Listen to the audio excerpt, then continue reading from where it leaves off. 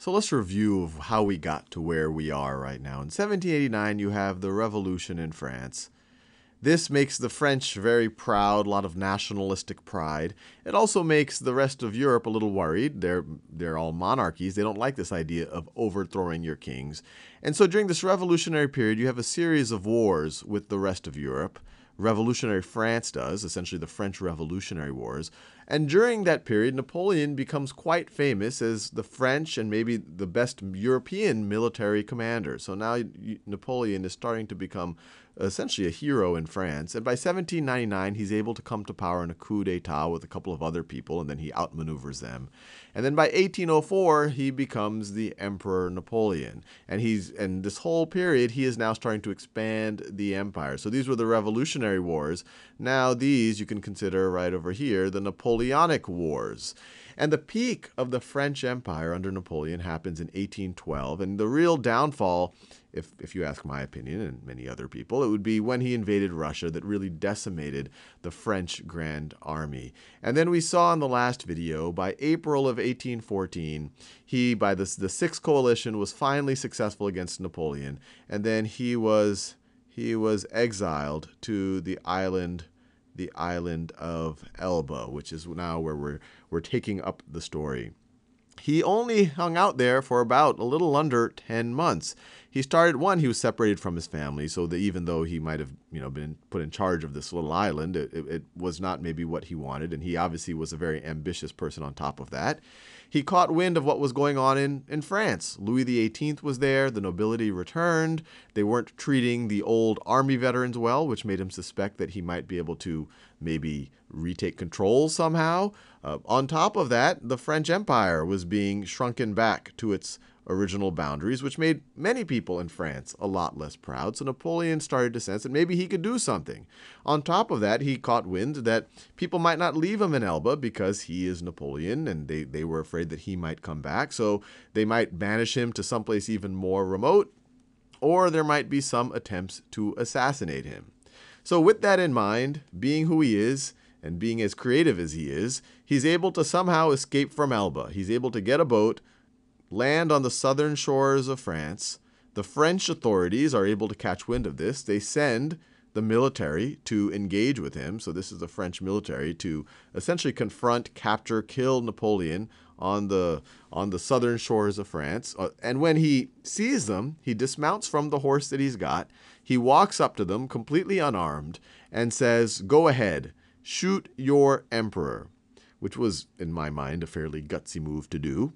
And they rally around him, and he's able to actually take control of the army that was sent to capture or kill him, and he starts marching to Paris. Louis XVIII, the brave man that he is, catches wind of this and escapes.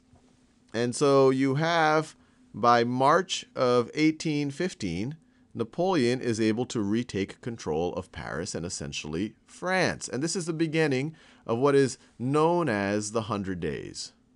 The 100 days. And it actually is about 111 days, but that just doesn't sound as good. So it's 111 days between March of 1815 and July of 1815. Well, you can imagine, even before Napoleon was able to reach Paris, a few days before he was able to reach Paris, word got around to the rest of Europe what's going on, that Napoleon was back. They didn't like it. They essentially announced that they would not stand by there, and they were going to start forming a new coalition to stop him. So Napoleon had two options once he gets to Paris. Option one was essentially sit and wait for the combined forces of Europe to kind of reorganize and then attack him. Or he could go on the offensive. He could attack before they had a chance to fully regroup. So you can imagine he viewed this as being his best shot. So he starts going after the combined forces of Great Britain and Prussia in what is now Belgium. And over there is where he engaged in probably one of the most, there were several battles, but the decisive battle was the Battle of Waterloo. Waterloo, which is possibly one of the most famous battles in all of history, maybe due to also the ABBA song about it. And it was there that he met the Duke of Wellington on the British side and Blücher on the Prussian side. And at Waterloo, Napoleon had 70 or 80,000 troops. The other side had 120, 130,000 troops. Extremely, extremely bloody battle.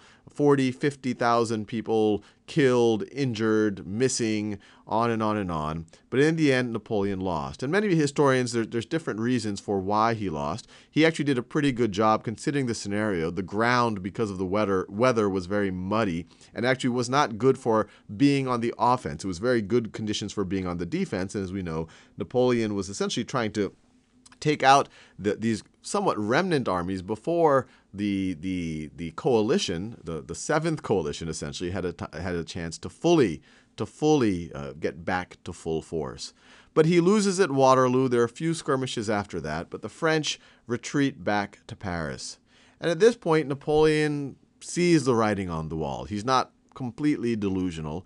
He sees that if they were able to, especially if the Prussians are able to get him again, they might not let him live. They might really do something crazy with him. So he surrenders himself to the British, and then they exile him to the island of St. Helena, which is one of the very remote islands that he was afraid of being exiled to begin with. And just to give us a sense of how remote it is, this right over here is the southwest coast of Africa. So this is Africa right over here. St. Helena is right out over here, almost in the middle of the Atlantic between Africa and South America.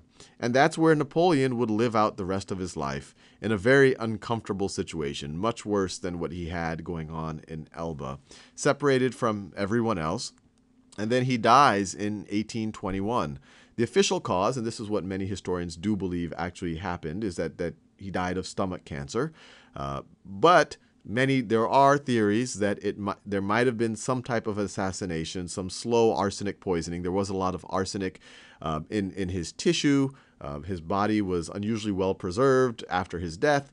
That's one of the things that arsenic does. Some people think it might have been inadvertent arsenic poisoning because of the environment that he was in, the conditions, even it might have been the paint in the walls. But either way, he really lived out roughly the last 6 years in pretty unpleasant conditions, and then died of stomach cancer. And that was essentially the final end of Napoleon.